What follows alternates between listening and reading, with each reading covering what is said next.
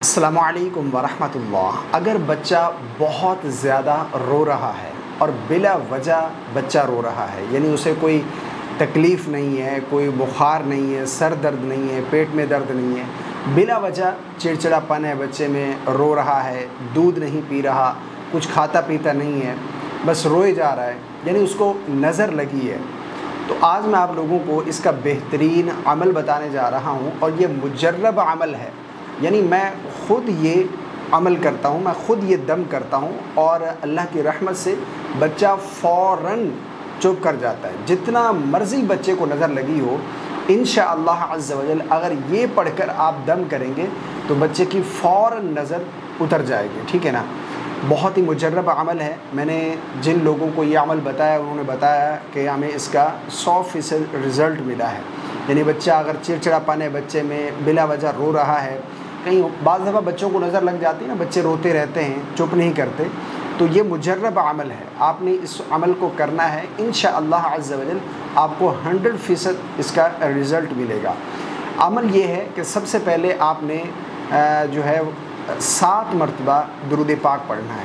کوئی بھی درود پاک پڑھ لیں، درود ابراہیمی پڑھ لیں جو نماز میں پڑھتے ہیں، 7 مرتبہ درود پاک پڑھ کر بچے پر پھونک دیں، دم کرنا، ٹھیک ہے، یہ دم بتا رہا ہوں میں آپ لوگوں کو۔ اس کے بعد پھر آپ نے 7 مرتبہ قل اعوذ برب الفلق، یعنی قرآن مجید کی لاسٹ سیکنڈ جو سورت ہے سورہ فلق، اس کو آپ نے پڑھنا ہے 7 مرتبہ، ٹھیک ہے نا۔ 7 مرتبہ سورہ فلق پڑھ کر آپ نے دم کرنا ہے۔ اس کے بعد پھر سورۃ الناس، قل اعوذ برب الناس، قرآن مجید کی جو آخری سورہ ہے، اس کو 7 مرتبہ آپ نے پڑھ کر یہ بھی بچے پر دم کرنا ہے۔ اس کے بعد پھر آپ نے 7 مرتبہ آیت الکرسی، اور یہ جتنی چیزیں میں بتا رہا ہوں یہ ہر مسلمان کو یاد ہیں، سورہ فلق اور سورہ ناس اور آیت الکرسی، یہ بھی پڑھ کر آپ بچے پر دم کریں۔ آیت الکرسی بھی آپ نے 7 مرتبہ پڑھنی ہے، ٹھیک ہے نا، 7 مرتبہ پڑھ کر بچے پر دم کریں۔ اس کے بعد پھر آخر میں 7 مرتبہ آپ نے درود پاک پڑھ لینا ہے۔ یقین جانیے یہ بہت ہی مجرب عمل ہے،